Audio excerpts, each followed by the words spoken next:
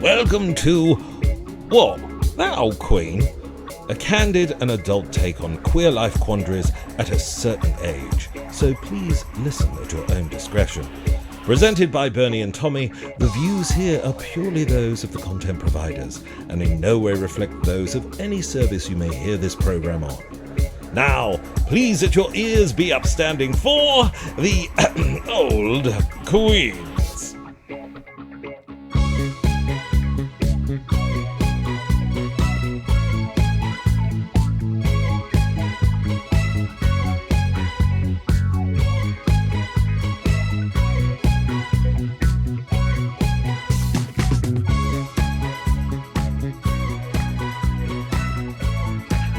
Hello, Tommy. Hello, Bernie. How are you? I'm going to try and I'm going to you by looking at the webcam rather than looking either at my own reflection or you. Okay. Great. That's good. I feel like we're engaged then. I seem to look all over the place. I seem to look all over the place with it. I don't even know where the camera is. Oh, there it is. So how have you been? What's your week been like? It's been like sort of fraught with kind of like form filling in. I wrote on a post-it note, only the people that can fill in forms will survive, as a sort of my little mini protest to all the forms that I have to fill in. But once I got over that, and I actually was on hold for like 3 hours one day, both to HSBC and HMRC. Oh, God. But once I've got over that, I am still finding positives in the situation. Still enjoying moments, feeling like I'm loving going live on Instagram. Did that last night. This morning I woke up with the sense and feeling that I went out last night. Yeah, because you did a thing with Timberlina where you were doing tarot readings, which I watched. And then you did some more later on, which I didn't stay on board for. I was just checking in to see what you were up to. I got really carried away and was just like, I could just do this on my own. And I just did that. I know, but it's amazing because it is like... Because I think last night after your tarot reading, I was really craving to just talk to somebody. Do you know what I mean? And just engage. And it just wasn't really happening last night. I think the hard thing is like when you turn off the Zoom call or whatever it is, it just feels much more, the execution of that feels much harsher. It's not the kind of long goodbye that you get in real life. No. And I mean, it was interesting because I recorded the Mayfest podcast with Matthew and Kate, and they were talking about that whole, like the walk home and how you process things like that. So if we'd actually met up or if one meets up in a pub with someone and has a conversation or a cafe, then the kind of goodbye is prolonged and meaningful, and then you have that walk home to process everything, and then you're home on your own. Whereas at the end of a Zoom call, you're starkly home on your own immediately. Yeah, and you get that kind of nauseating frozen image of yourself wailing like bitch resting face. Yeah. And I suffer from bitch resting face a lot. So anyway, what have we got this episode? We've got Kink My Bluff. We'll go live on Instagram with that in a second. But what have you got for us? Well, I was going to say we've got Boogaloo Stew coming on as well, haven't we? Yeah, totally. Which is going to be fun. There is something about Boogaloo Stew that has a sort of nod to something like rock and roll 1950s, because I want to talk to you about Little Richard. Ah, yes. Well, quiffs galore this evening. Yeah. who sadly passed away last week. Yes. Although really, if I'm honest with you, I hate to admit it, I actually thought he died a couple of years ago. Do you know what? So did I. Isn't it weird? Do you think it's a Mandela effect? Do you think we've popped into a separate reality where he didn't die a few years ago? I don't know quite what happened, but when you think about his life story, there's so much go choose and throw in, particularly in terms of kind of religion and sexuality. There are many lives to Little Richard, and some of them died a long time ago. Yeah, definitely. Okay, well that's great. So we can talk about Little Richard, but shall we play Kink My Bluff on Instagram? Yes, please. Okay. Yes, please. I've got some interesting words for you today. Okay, well I'm going to switch. I feel like I've got some quite basic ones, but I don't think we've had them. Okay. Well, let's see. I'm going to switch over to Instagram now. Hello, Bernie. Hello, Tommy. How you doing? Good. I'm just getting comfy on the sofa. Okay, yeah. You're gonna sit back and relax, ready for us to play Kink My Bluff. Exactly. Ooh, we've got quite a few people joining. Hi, Luca. Perfect. And Look86121, whoever that is. I might change my name into a number. Anyway, you ready to play Kink My Bluff? I think so. Are you going to play some music? I'm going to play some music. Yeah. Okay, let's play Great. Kink. I'll have a sip of my white wine. Okay, let's play Kink My Bluff.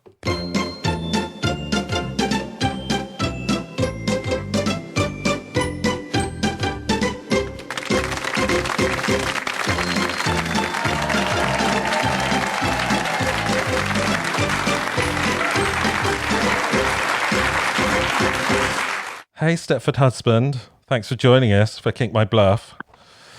Okay, do you want me to go first? Go on then. Okay, well, the word I have for you today is bluff. Buff. Bluff. B-L... Bluff. Yeah. And... This is very meta. yeah, it's just minus one F. Okay. So it's B-L-U-F. And it's an acronym. Mm. So... does the word bluff have a fetish link? Does it stand for the Breeches and Leather Uniform Fan Club, which is an international fraternal organisation of gay men and men who have sex with men, MSM, sharing a fetishistic, that's easy for you to say, interest in leather breeches and uniforms? Or is it just an acronym for bottom line up front? Which sounds a bit like a fetish to me anyway. So, what do you reckon? Bren of Senna says, Bernie, you are so beautiful. Oh, thank you. I needed that today.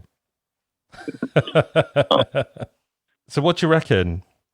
Sorry, can you tell me the second one again? Yeah. Is it just a benign acronym meaning bottom line up front? Bottom line up front. Which I said sounds like a bit of a fetish to me anyway. Bottom line up front. Yeah. The Birches, or Licked It So It's Mine, thinks it's a kink. I think it's not a kink. I think it's a, what did you say, standard acronym. Bottom line up front, which sounds like a bit of a kink anyway. I can reveal to you it is a kink. Oh, got it wrong. Yes, so it's the Breeches and Leather Uniform Fan Club. And that's an interest. The MSM is an interesting thing. I've never really heard of that before, which is men who have sex with men, but obviously don't identify as being gay. Oh, well, I think it's kind of much more of, yeah, I mean, it's used quite a lot within, like, sexual health, because it encompasses, exactly what you're saying, men who have sex, because I guess gay is also an identity. Yeah, totally. Sorry, I just got slightly distracted by some of the comments. I know. You're amazing. I know. Thank you. Your lip. I never noticed your lips. Are they amazing? I let's hope so. Okay, what have you got for me? Catoprontomphilia. Catoprontomphilia. Yeah, catoprontomphilia. Okay, what is it? Is it either an irrational fear of petrol fumes, thinking that you will immediately be burnt or be on fire? Oh, I think I might have that. Or is it having sex or masturbating in front of them? Sorry, you cut out of the last bit. Having sex or masturbating in front of? A mirror. A mirror? Have you ever done that? Yeah, have had sex in front of a mirror. I mean, I'm sure we've all done that. Well, because I like the sound of that, I'm going to go for having sex in front of the mirror. Correct. Yay! 1-0 to me. Okay. So the next word is bumfuzzle. Bumfuzzle. Okay. Is it a brush-like dildo which is inserted for pleasure, or a simple term that refers to being confused, perplexed, or flustered? Kink or bluff? The hairy dildo. You think it's a hairy dildo? It is, in fact. Kink my bluff. It is, in fact. Sorry. Very bad time. It's just being perplexed or flustered or confused. I think I'm bumfuzzled most of the time these days. Maybe I can help with the next one. Okay. What have you got for me? Dendrophilia. Right. Is it feeling sexually attracted to trees? Mm-hmm. It's the literal translation of tree loving. Not to be confused with tree hugging. That's a different practice. Or is it an expert in French philosophy and new critical thinking dating from around the late 19th century? That is a magnificent bluff. Well done for researching that. And hello to Wiry Fingers. I think I know this. I think dendrophilia is love of trees. You're right. Yes. I think we did that in the Christmas edition. Oh, did we? A Queermas Quandary. But it would be very good for a Christmas one because, you know, a lot of people have a lot of trees in their houses over Christmas. Well, yeah. I mean, if you're inviting a tree into your life, then have some Christmas sex with it, right? I actually did. One of my favorite things is actually to have sex under a Christmas tree with a light. And why not? Why not? With a roaring fire, maybe as well. Yeah. Shall we do one more? Yes, I haven't got any more for you, but I'll take one from you. Okay. I mean, I haven't won anything yet. No, so this is your chance to actually win one this week. Yeah. So, mastofact. Is it someone who gets turned on by breasts, playing with them or having them played with, or looking at them, I guess, as well? Or is it a list of scientific phrases used in the study of best milking practices for animals? What's the word again? Mastofact. Oh, I think it's the breast one. You think it's someone who gets turned on by breasts or playing with them or having them played with? Yeah, I think it's the kink. It is a kink. Yes, you scored. Brilliant. Wow, that's it. We're done for this week of Kink My Bluff. Thank you, everyone, for joining us on Instagram Live. 5 of them. All five people, but you know what? Who cares? As long as someone's enjoying it. Yeah. I mean, more people will listen to the podcast. This podcast will and everyone was very complimentary about your lips. Yes. I mean, that filler's worked. Okay. Well, thank you everyone for joining. Thank you, Tommy. We'll go back to recording our podcast now. Give us a little kiss. Mwah.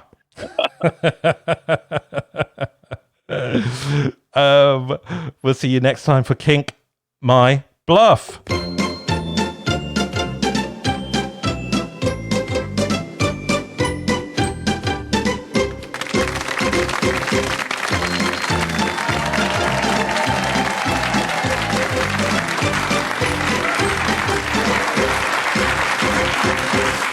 So we're back. We're back in the room. We're doing the podcast. Shall we do What That Really Old Queen? Yeah, I'm going to turn the lights on. Okay. Because it's a special occasion. Yes. Have you put the Christmas lights on? No, not yet. You still got the flags out. I know. Well, it's kind of coming to that, isn't it? I feel like I might just put the decorations up and just think, fuck it, it's Christmas. Yeah. End of lockdown is Christmas. Yeah. It might be Christmas. I mean, in lots of ways, it feels like Christmas. Yeah. In that we're all stuck indoors, not doing very much. Yeah. Although I have been out quite a few times this week because we're allowed to go out as many times we like here now. Yes, I've been in a socially distant picnic. I know. I'm hoping to do something like that at the weekend. It's my friend Maz's birthday, so I think we're going to have a drink, socially distant drink in a garden somewhere. Yeah, there was lots of people doing that today, which was nice to see. Yeah, it's great. It feels a little bit like things are becoming normal, even though they're obviously desperately not just yet. Anyway, who have you got for me? I've got Little Richard. Yes. So Little Richard kind of became famous really in the 1950s and is referred to as the king or queen of rock and roll, the architect of rock and roll. Yeah. In fact. And, you know, his story is so linked in with Black history, I suppose, in the sense that when he first came out, he was putting the records out, but like he wasn't really able to perform them in the way that he would want to. You know, certain restrictions about how he would perform them. Lots of white artists would perform his songs and, you know, cover his songs. Yeah. And they would be recognized, and then Little Richard would have his thing.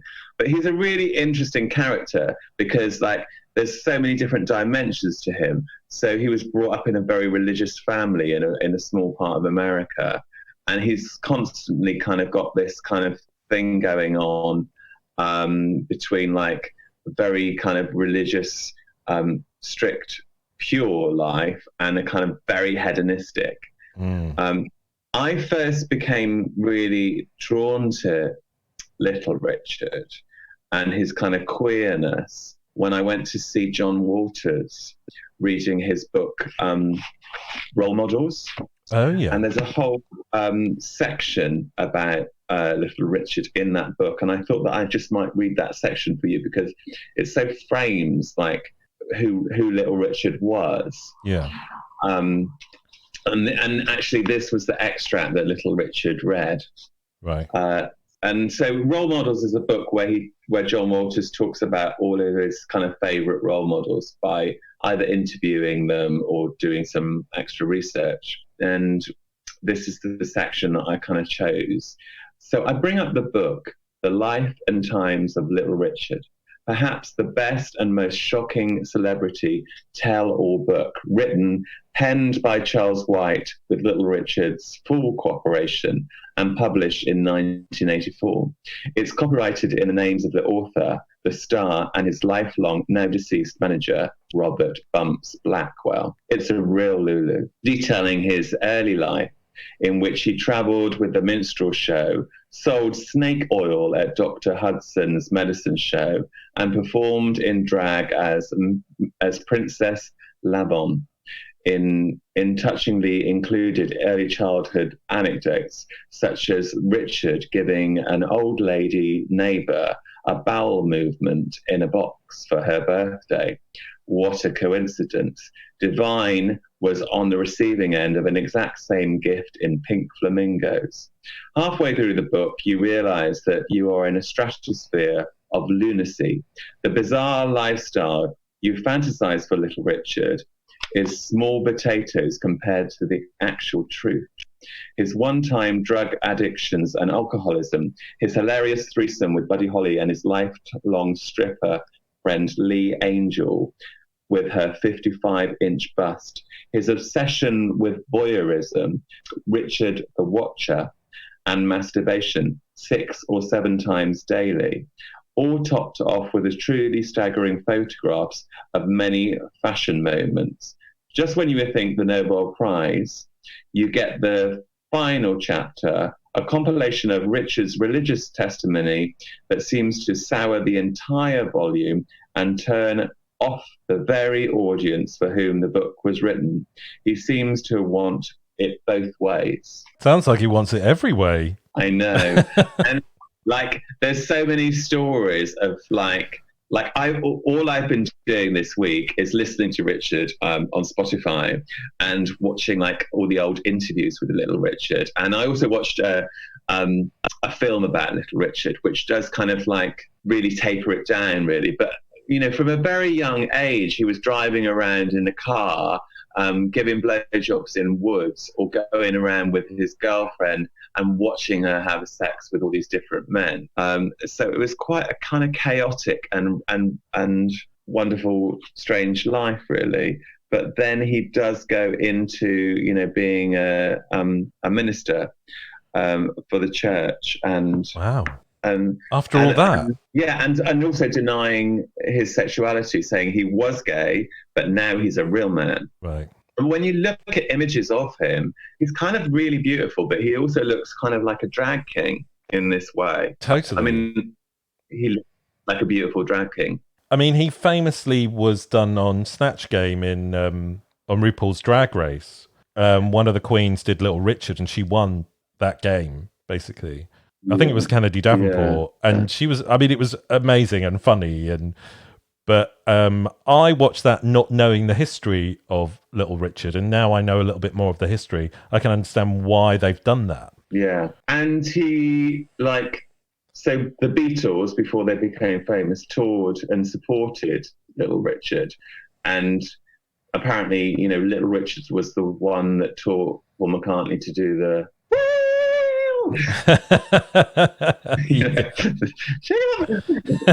The wowing. And you know, famously wore makeup and fake eyelashes and all that stuff. And there's like in all the documentaries, like he says this just brilliant things like, "Look at my lovely smooth skin, and I'm 56." I mean, he had a lot of work done, though, didn't he? Well, when he was older, he looked like he'd had a lot of surgery. Sort of quite, yeah, I probably did, but I didn't find any evidence for that. But yeah, you would say that his face told that story. Yeah, great. And that masturbating 6 or 7 times a day, and he wasn't even in lockdown. No, but it's sort of it tells a story about him being someone that is probably quite scared of actually being involved in the sexual act. Like wants to actually watch it. Or hello, Nana. Taking it, but is scared to actually be involved. Yes. Boogaloo Stew's come into the room, the virtual room. Yes, welcome to the show, Boogaloo Stew. Hello. Hi. We were just talking about Little Richard. Oh yeah. I wondered whether your look is where your inspiration for your look is from, and do you take any inspiration from the 1950s with that hair? No, I mean, I think obviously there is a lineage there, but I'm not. I don't really know much about Little Richard. I mean, I knew he was gay. I was aware of his sexuality and how it was hidden, a bit like it was for so many musicians and actors in that era. But he wasn't a direct inspiration, but I suppose there's bits of what he did that other then copied, who then inspired me. I was a huge, huge fan of Jane Mansfield, who was in The Girl Can't Help It, the star of The Girl Can't Help It, which obviously Little Richard was in that film and played a lot of the songs in that film. So I was kind of aware of him from that, but I was really interested in Jane Mansfield as a kind of icon, as a kind of, you know, like, I don't know who she would compare to now, but she was really fame hungry and did anything she could to get famous. Mm. And it wasn't something I aspired to copy at all, but I was fascinated much more than I was with any other sort of blonde icon like Marilyn Monroe. Didn't interest me at all. I was interested in the cheesiness of Jane Mansfield and the fact she posed nude and all these things she did to kind of cling to fame in the 60s. Actually, to say that I was interested in Jane Mansfield in the 50s isn't really fair, because it's 60s Jane Mansfield. It's tragic, later career Jane Mansfield. Well, that's what I was going to say. What happens to Jane in the end? Well, she died in a horrendous car crash in 1967, like a really horrendous car crash. And her career was on the skids, literally. And there was lots of reports at the time that she was decapitated. There was horrendous photographs of the car that she was in, but it was actually just her wig that was on the dashboard of the car. She wasn't decapitated. Well, some would say that's decapitation anyway. You know, if you lose your wig. Yeah, in this day and age, it definitely is. Yeah. Where is your like visual look from inspired by? Are you able to cite any references, or is it too deeply subconscious? No, I mean, there's definitely. I don't really know where the quiff came from. I actually don't. Because people might not know your look. It's very distinctive. So it's usually like, is it pink? A pink quiff? Well, I mean, it could be any colour. It varies. Many different shades over the year. Usually a pastel shade. Yeah, there's a lot of. Sorry. I think of it as kind of like a lot of Easter colours. Yeah, I think the 70s in general, having just talked about the 50s and the 60s, I'd now like to bring the 70s in, because I think that is the decade that has informed my look the most. The quiff isn't a particularly 70s thing, but everything else is kind of 70s. I'm obsessed with 70s, early 70s fabric, the prints, lurex thread through them, double knit fabrics that have a bit of stretch in them. It's very uncomfortable and hot to wear. That's what I'm interested in. And I find them on Etsy and eBay now. I find lengths of these fabric offcuts that no one wants, usually being sold quite cheap, sometimes really expensive. But, you know, I find amazing fabrics, and they're my inspiration for my look.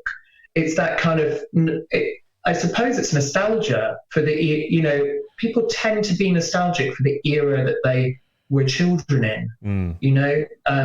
But I look back to that era and I look at the plastic furniture and the kind of space race that was happening and how it was reflected in interiors and fashion and stuff. And that for me was and is an inspiration.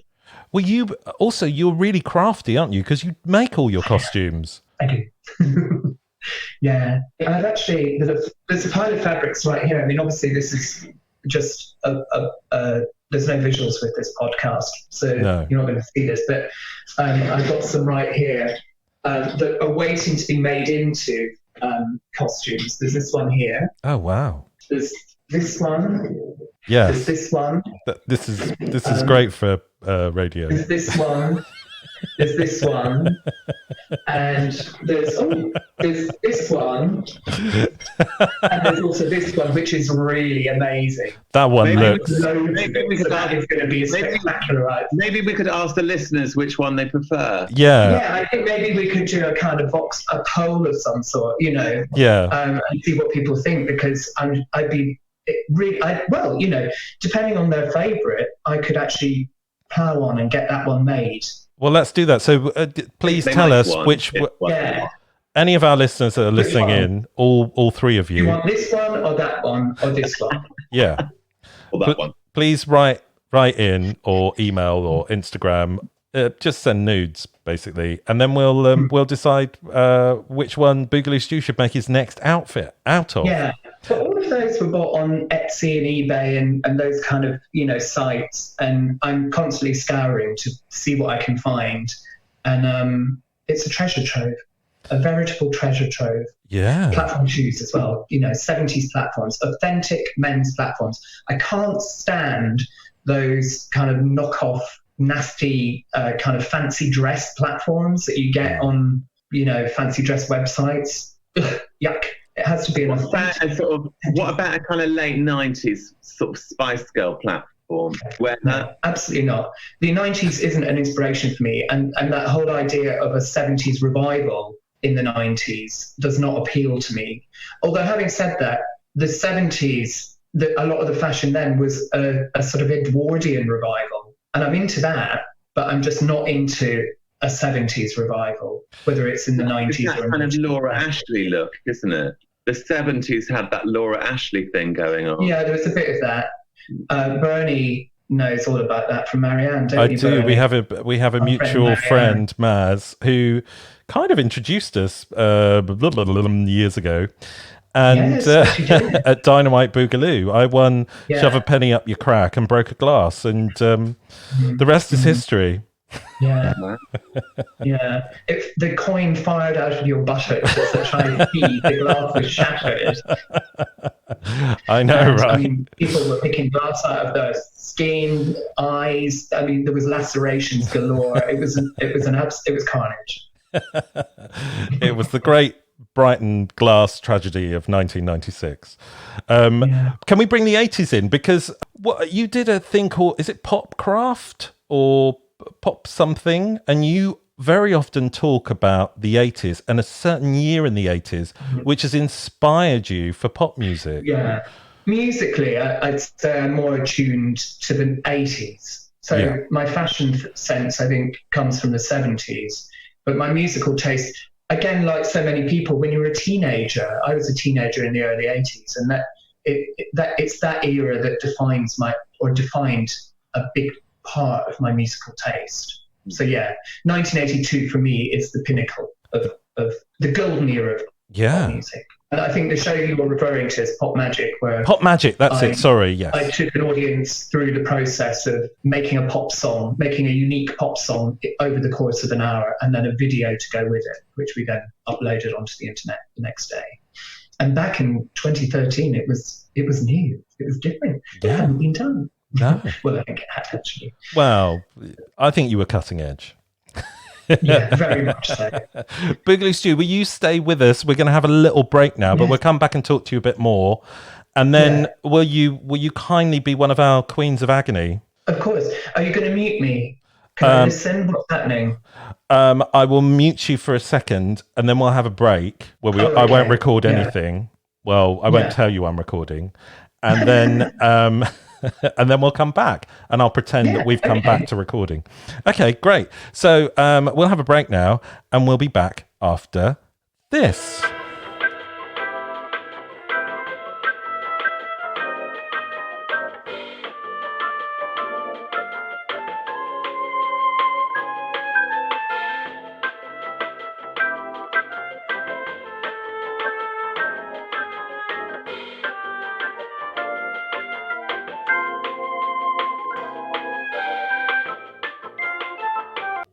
Right, so we're back. We've had a bit of a break.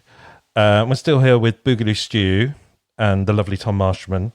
And can we ask you a few more questions, Mr. Boogaloo Stew? Yes, go right ahead. So can you tell us about your alternative persona, Derek Daniels? I can, yes. I mean, Derek is in retirement at the moment during lockdown. He may appear at some point. Some of your listeners may be familiar with the work of Derek Daniels, but he's very nearly an octogenarian. But yeah, he's in his late 70s. He's a former television presenter from the 1970s. That was his heyday. And he's fallen on hard time. He doesn't know how to revive his career in this day and age. And he's been trying for several years with his musical sidekick, Ronnie Hazelnut, who's stood by him through thick and thin over the years, and also his wife, Bev. They've both really rallied around him and tried to resurrect his career, but to no avail so far.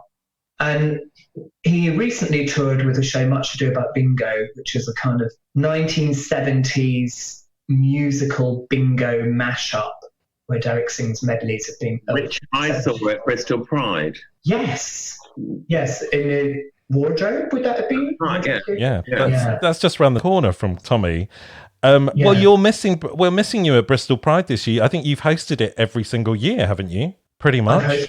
I hosted it for, 10 years, I think. But I wasn't asked to do it this year, but I mean, I wasn't anticipating being asked to do it this year because Darren has stepped down. So yeah, I don't know if I'll be invited back or not. I'd love to do it again though, because I really enjoy it. Let's hope so. We always enjoy it. I mean, I've been volunteering backstage a few years, and we always have a bit of a laugh. back there with all the different personalities that come and go. But Derek Daniels, what was the first show that you did? And I have a bone to pick with you because there seems to be a character in that show that has a very similar name to me. Yes. There's Bernie Big Balls in the first show. Bernard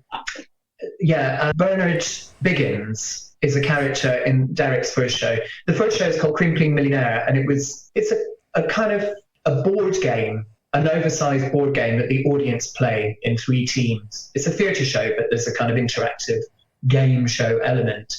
And within the structure of the show, Bernard Biggins is an incidental character who is the head of light entertainment at the BBC and had a few run-ins with Derek over the years.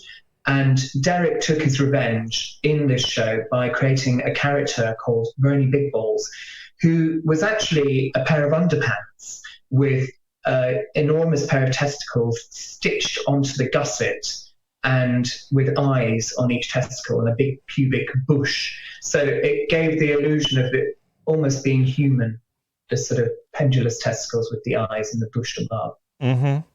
I remember you invited me to the show and you saying, Bernie, you actually feature in the show, so you should come and see it. Did I? Yeah. Yeah, you do. And great. Bernie Big Balls, his role in the show, at the end of the show, the winner of the game is invited on stage, and they have to wear the underpants at half-mast around their knees, and they have to swing the testicles and hit a donut with the testicles around the board, and they have to hit a target with the testicles. So they're moving around, thrusting their hips to make the testicles move with the pants at half-mast. It's quite a sight to behold. How did you know that was my favourite pastime of a Sunday? Well, I mean, it was just all inspired by you, Bernie. I mean, it's just who you are, and it's really just I was just channeling the essence of you into that character. Big and pendulous. Great. Yeah. Thanks. And on that note, shall we do some Queens of Agony? Oh, yes, please. Okay, I'm going to do a big gong.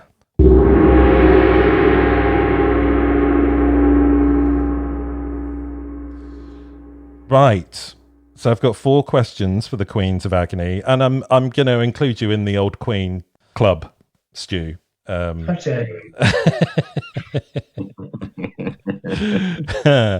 Dear old queens, when will it again be okay to snuggle? Back in the before times, I had a playmate who would come over and play at least once a month. This had lasted a full year, a new record for me. I think I'm unwilling to wait until we have a vaccine, but I'm not sure when it will be right to suggest we resume playing. Maybe when we can both be tested? I don't really know his roommate situation or what contact he might have with other people. What do the old queens reckon? Well, snuggling. Just snuggling, is it? Or is there any other... Well, I mean, I think snuggling is a euphemism for something else. It's a euphemism. Yeah. But I actually think snuggling is just as dangerous in terms of corona as a hardcore fuck. Yes. So you might... What kind of language is that? Sorry. What kind of podcast is this? The filthiest. You obviously haven't tuned in before. I have. We say fuck or bugger all the time. Yeah, and if you just... I mean, why just have a snuggle if you could have a hardcore fuck? I mean, if you're going to take the risk, right? Yeah, I mean, I don't know. I've got no advice to give, really. I wouldn't do it. Don't do it. My advice is that you need to follow the science, really. We're not scientists. And I can tell you that, you know, I've been in that situation and got very frustrated and felt like, you know, I have someone that comes around for a snuggle. And and I did invite them round last weekend. I don't know if I should say this on, but I invited them round because they'd been socially isolating. They hadn't seen anyone, they said, for 5 weeks. And I just thought it was about time that we create sort of small pockets of people that we are able to commune with. Yeah. And that's what I did. But I don't want that to feel like that is my advice. It's like you need to find your own way through that.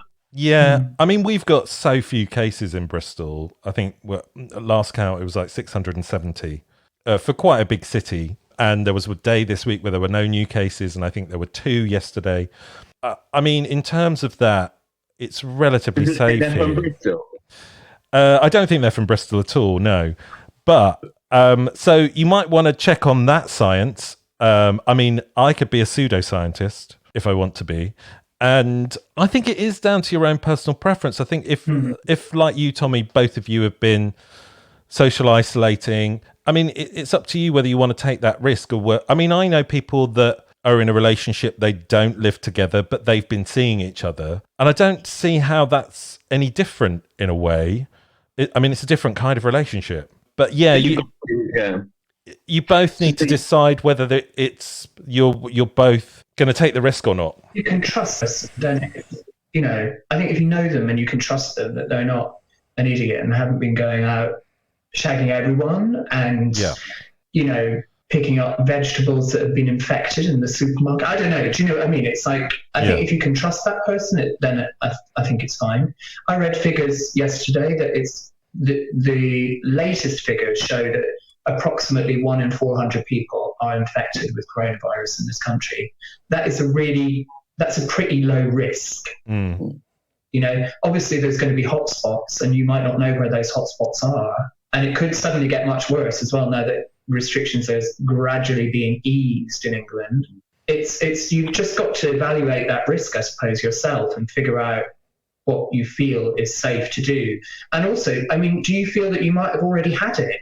Because a lot of people I know think they've had, and maybe you would have some natural immunity to it. Again, it's such a new disease that no one can really say for sure whether get any long-term immunity, but I'm sure it seems pretty probable that you'll have some short-term immunity at least. Yeah. And you wouldn't just get it straight away again. And loads of people are asymptomatic as well. So, I mean, I don't know. It's such weird times. And I think it's about us connecting with our humanity again. And as lockdown eases, and if that means connecting with somebody else in an intimate nature, then if you're going to be safe about it and talk about it and have minimal risk to anybody else, then go for it. But you guys need to discuss that, I think. Could you have an online session? Have you thought about that? Yeah. I mean, people are having Zoom orgies, apparently. Well, we could have one when we... Would you be satisfied with that, or is it the touch you need? Is it the personal touch, the closeness? Intimacy. Well, he wants a snuggle. I don't think he's going to get that from an online Zoom orgy. Could you do a snuggle? Could you just spoon maybe with masks and visors on or something like that? I think you could. And I think Tommy sent me a picture of something similar. I mean, you could theoretically do it that way. Just get your hazmat look together and have a hazmat spooning session. I mean, I didn't know you knew hazmat. Hazmat, yeah, I know hazmat. Yeah, thought so. Great girl, lovely girl. Shall we move on? I think we've done that one. Okay, dear old Queens, I turned 32 this year, and my older brother and I were reminiscing about being teenagers, and he asked me about the last time I woke up with a morning wood. It got me thinking. And over the last week or so, I've only woken up with one 3 times. It used to be every day. Reading and Google research made me worried. I don't suffer from erectile dysfunction, and neither does my brother. So just curious, is this something that starts to go away as we all get older? Well, I'm not sure that that's an appropriate conversation to be having with your brother, for one thing. No, Did you make these up, Bernie? What's going on with you? All those intimate details about what his brother's erection's like. Well, I guess they grew up together. I mean, who knows what kind of relationship they have? Can I tell you the most funniest story about a morning glory? Please do. I thought you were going to say no. You can't. I never say no. You know this. I did a show, and it was. I think it went quite well. And my mum went to see it, and then she drove me back to her house, or my mum and dad's house, and I stayed the night there. And in the morning, I woke up with a morning glory. And I opened the bedroom door to go to the bathroom and had to walk past her bedroom. And I did have a morning glory. And as she saw me walk through the gap in her through her door, she shouted, "A star has risen."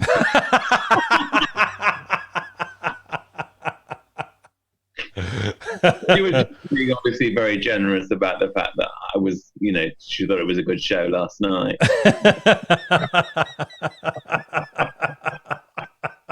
Amazing.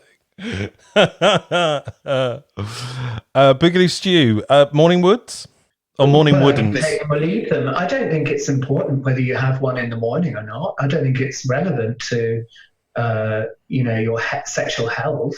Whether you have 1 or 7 a week, I don't think it's relevant. I think what's relevant here is the weird pervy nature of these questions that you're getting, Bernie, and also where they're coming from. I'm pretty certain that you wrote that one yourself, and this is a thinly veiled reference to your own perversions, your own weird daddy issues. Yeah. I can promise you, I didn't write that one. I thought it was something more to do with this is me. I think it's more to do with something about wanting to have a piss than actually being aroused. Well, if I can be pseudoscientist for a moment, your penis naturally kind of services itself throughout the night and will get hard and soft, a number of times. And I guess medical. Everyone's. You're talking about mine personally. Everyone's. I mean, there is an issue if it doesn't. Watching it. I've got that camera in your bedroom. I mean, you know this. I've got Tommy's cock cam. But and so I guess it just depends on what time you wake up as to whether it's erect or not. What I can say as an old queen is it does seem to happen less as you get older, but when it does happen, I always appreciate it. That's my answer. Yeah, it's just like, oh, that's nice. So sometimes when you don't have things as much, you appreciate them more when they happen. And that happens a lot when you're older. Yeah. Right. Shall we move on to the next question? Yeah. Okay. Dear old queens, getting older. For you, is busy city life better than boring beach life? Would you move to a tropical location with little to do where you could sit on a beach every day, enjoy good booze, wine and seafood and be bored with your partner? Or do you want to live in a spendy, overpriced apartment in a major city full of noise, amazing food and feeling connected to the world? I was considering moving from the city area to a substantially cheaper locale where I can buy a house, but there isn't really anything to do. No gay bars or anything. Great views, countryside, and beach though, and easier living. So based on your values and what you dreamed of, what would you do? And it doesn't have to be a beach. You could move to a farm in the country, for instance, in the middle of nowhere. There you go. So what do you think? Gosh, that was a long question. It's quite a long question for a relatively simple question. Yes, yeah. I personally dream of living the country life. Do you? I do really. It really, really appeals to me. And actually, something that I've realized via this lockdown experience is that it might be viable for me to do what I do as an online thing, you know, as an online concept. I could continue maybe doing this. I don't know. And maybe I wouldn't need to go to venues in places like London or Bristol or Brighton. And I could just be in the countryside somewhere. And the few destinations that I could see myself living, definitely, that are not in a city. I can take it or leave it. I don't see a lot of people living here in Brighton. People don't knock on my door. You know, I don't have many visitors. So this lockdown experience for me has just been quite normal. I've got lots of friends, but I tend to only see them when I'm doing my shows or going to gigs or special occasions and those kind of things. I don't have this network of people that I see on a regular basis in a social sense. So I wouldn't miss it. Okay. The city. I just wouldn't miss it. So if you're like that, then maybe it is the thing. Maybe that is for you.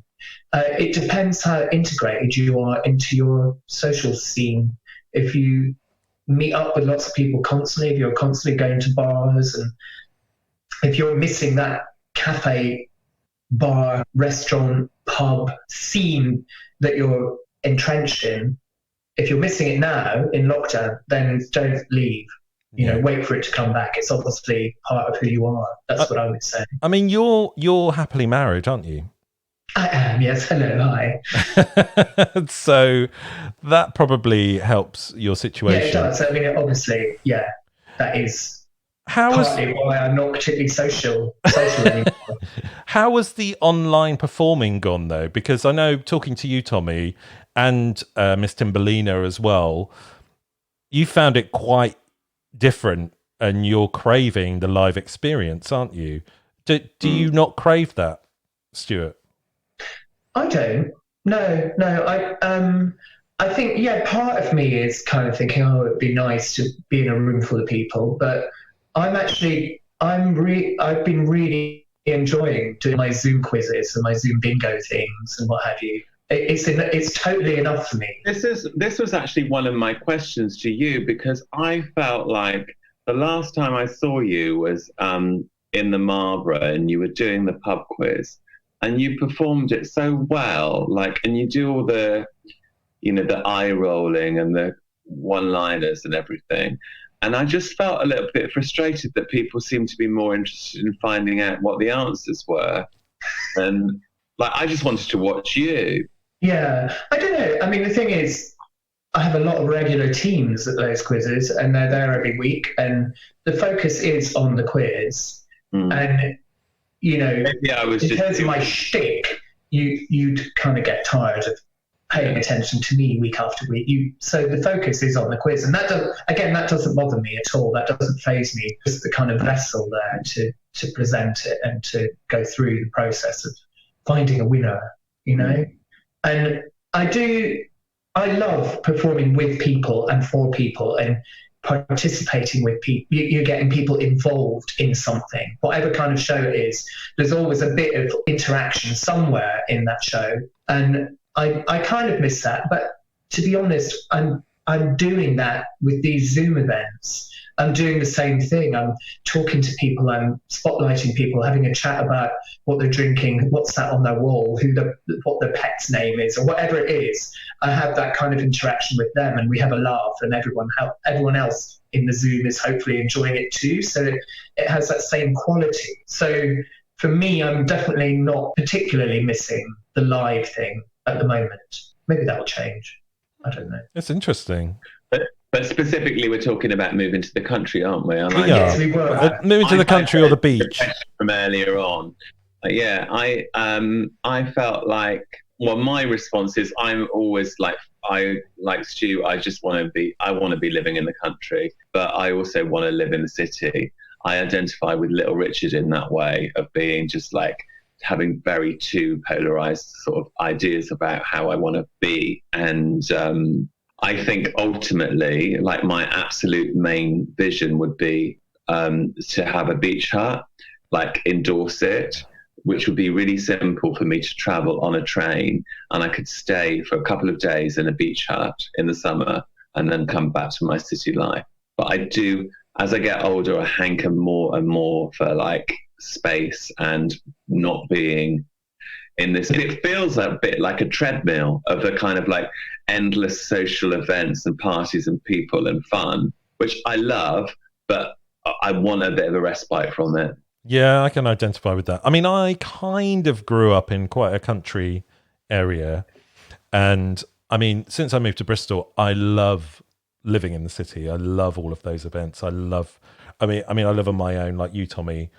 I love having that, my social family around me, being able to see them and go to events with them. But I've also always craved living by the sea, and so a country location with a beach would be idyllic for me. And yeah, I think it would be nice to have the best of both worlds. Certainly, if I'm single, I still need that interaction. I couldn't just move to a beach hut and just live there on my own. I think I'd go crazy. I've nearly gone crazy in lockdown. So, yeah, I don't know. I mean, you've got a beach, Stu, haven't you? You're in Brighton. Yeah. I mean, I have, and you never go, do you? I've got the best of both worlds. I never go to. Well, I go to the sea once a year, maybe. No one in Brighton ever goes to the beach. Yeah, I don't go very often. I mean, at the moment it's probably quite nice down there. I haven't been down, but I don't like going down there when it's crowded. So no, I would need to. If I do go down there, I tend to try and find the opportunity when it's empty. But I'm really lucky here because I've got an allotment.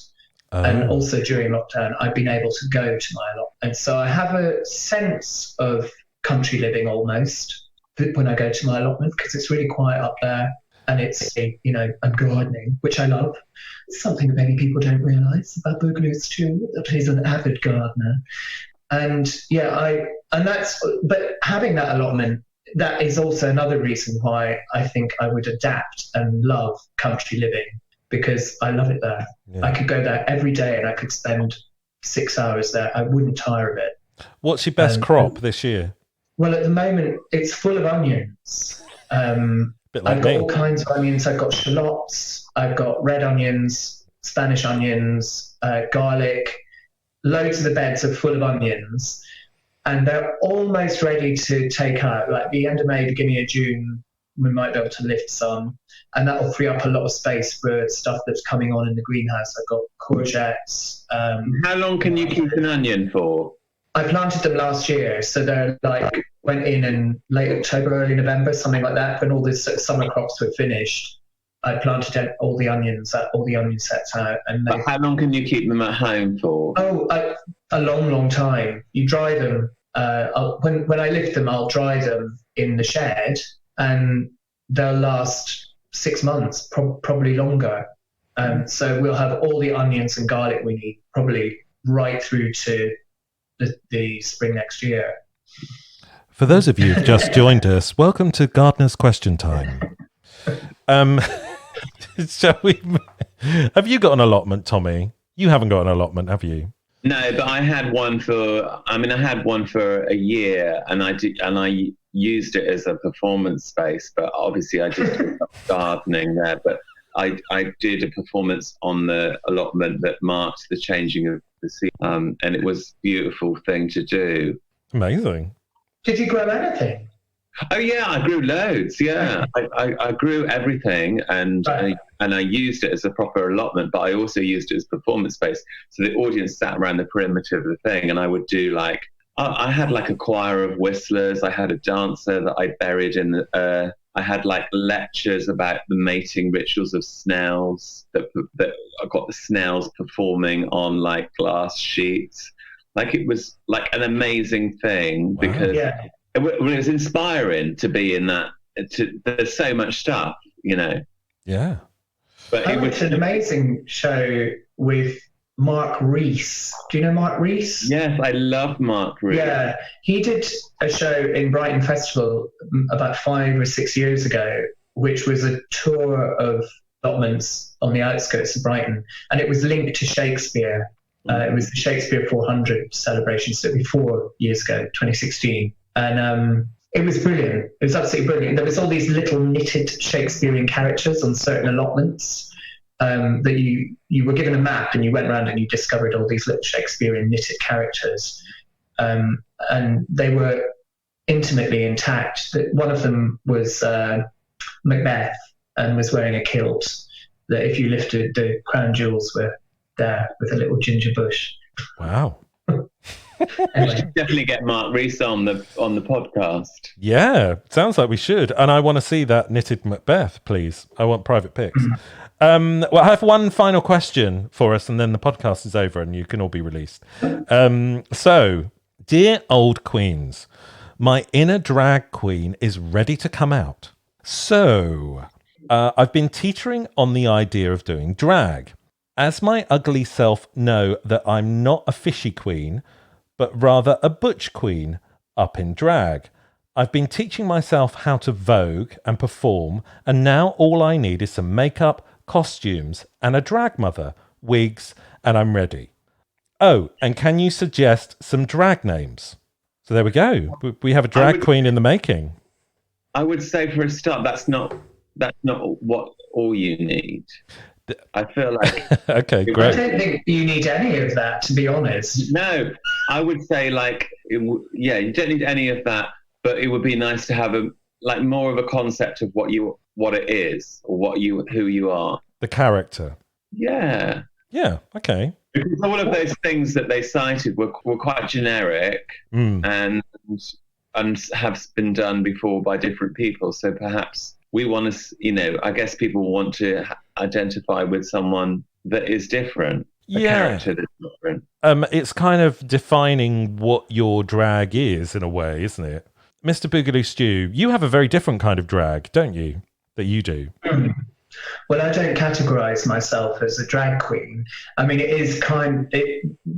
some people say, oh, I love your drag, or all right, girl, you look amazing, whatever. They perceive me as a female impersonator or a drag queen or whatever. And I don't take offense to that, but I'm not a drag queen. I don't see myself as a drag queen. No, but I think what you do is drag. I mean, I would call it drag because you dress up and you perform It's exaggeration. Yeah, a bit like Alfie Ordinary, who's like a drag prince. He calls himself a drag prince, doesn't he? I think that's a nice way to phrase it, actually. It's a nice term for it.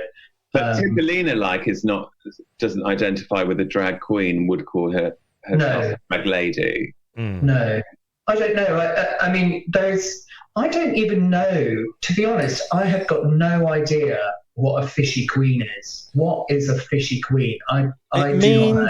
It's quite derogatory, I think. It means someone who's more feminine, who looks like a beautiful woman. Right.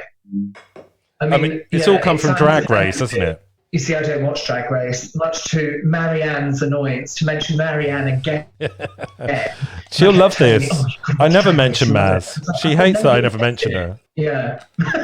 Well, she's been mentioned loads. And that programme, weirdly, I had, a connection to RuPaul when I lived in New York many, many years ago, before he was famous. And he was a big inspiration for me when I met him. But now there's nothing, absolutely nothing inspiring about him for me. And everything he does to me is just generic. It's horrible and predictable and crass and sorry, but there it is. I kind of agree with you, but I do find some redeeming features from it, but not. They're few and far between. I just hate the fact that it's been hailed as a celebration of everything that's diverse, because it doesn't feel like that at all. It's just like almost opposite. I mean, the people that I think are inspirational or interesting or unique, he doesn't. What he's doing is, it has its place. There's no doubt about that. But for me personally, people that are interesting and unique are Johnny Woo or Legato Chocolat or Timberlina, or someone who just isn't just going, oh, look at my fucking nose painted black on the sides and with a white dot on the end. It's like, that isn't art. It's not artful. It's not creative. It's quite frankly just following the herd. It's rubbish. I'm going to play devil's advocate here because I love Drag Race. And There is a lot of that, and there certainly was a lot of that in the beginning seasons, because they have a pageant culture over there where everybody does have to look beautiful and like a woman. But there's been a lot of interesting drag queens that have come on that show, especially the UK one. I think some of the drag queens there were brilliant, who are different, and it's not all about the beauty. It's about the act and performing and being funny and bringing something different. Yeah. The thing is, you're probably right, because I haven't seen it.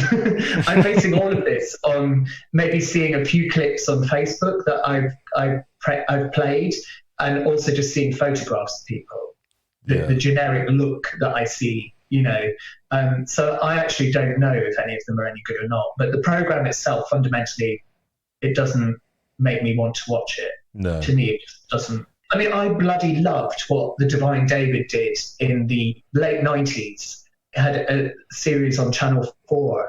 Yes. And that was part terrifying, part completely mind-blowing and incredible. And that is what an interesting drag queen does on television, in my opinion. I'm not interested in that polished kind of veneer, that kind of sassy kind of rubbish. Okay, yeah, take my piece. Why don't you say what you really think? Yeah. Thanks, Stu. I think we're all going to get killed by the drag race mafia. Yeah. I've only ever done drag as a character in films. I don't think I've done it once at like a performance, like an event. And I've always gone for like a character thing, something which is slightly different. Look at the size of me. I can't go for beauty. So even though I have beautiful lips, apparently, on Instagram Live earlier. What's your best drag names for this writer-in-era? I got really interested when lockdown first started happening, and there was a lot of conversation about civil unrest. Yes. And I thought, Sybil Unrest would be a great drag queen name. But I understand that actually it is a proper drag queen name. Has someone got it already? Okay. I think someone's already got it. Okay. What about Pamdemic? That could work for a short time. Hopefully only a short time. Okay. I mean, does it have to be related to the lockdown? I like no, Lydia not at all. You like what? Sorry, say again. Lydia Dustbin. Lid of your dustbin, in other words. Lydia Dustbin. Sorry, you kept cutting out in the middle every time you said it. Sorry. And so I was like, where is this going? I don't know what this is. It was my very best Norman Collier impersonation. Only us three would remember Norman Collier.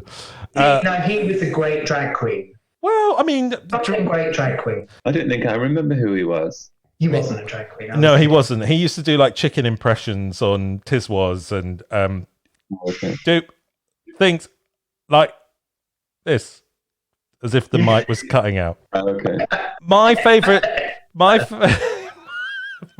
drag queen name, which I might trademark, is Miscombobulated. I think that's okay. I think that's a good, It's simple. It's a simple but effective one, I think. Yeah, and she could be really confused all the time and all over the place. Yeah, that's good. Yeah. What about Pamo Chocolat? Pamo Chocolat. I like that. Yeah, that's good. There's lots of Pam-based drag queens, of course. Pam Chester. Yes. That's it. Any other? Okay. Pamdemic. Pamo Chocolat and Pancetta. Great. I think that's the perfect place to end. What about chorizo? Can we do something with it? Because I'm eating a lot of it. Cherilizzo or something. Cherilizzo? It's work in progress. Yeah. We'll think about that. We'll think about that for next week. And if you've got any of your own fantastic drag names to send in, please do send them in to us, because we're happy for any and all contact. Boogaloo Stew, thank you so much for being on our show. Thank you for having me. Sorry if I offended the drag community. I didn't mean it. I love you all. Well, you were live from your kill room, so you were just going to slay tonight, right? That's right. Well, say goodbye, Boogaloo. Bye then. Thank you very much for having me. You're very been a pleasure. I'm going to leave the Zoom room now. Is that okay? Yeah, you can leave now if you want. Oh, no, I'll stay then. You can stay for a bit. Yeah, you can talk. I mean, maybe wait till the end of the show. I mean, it's up to you, though. I mean, you could just come in and out as you please. I just want to check that you are not going to talk about me. Okay. Thank you, Tommy, for being on board as usual. Say goodbye. Thank you. Goodbye, Bernie. Goodbye, and we will see you next time on What That Old Queen.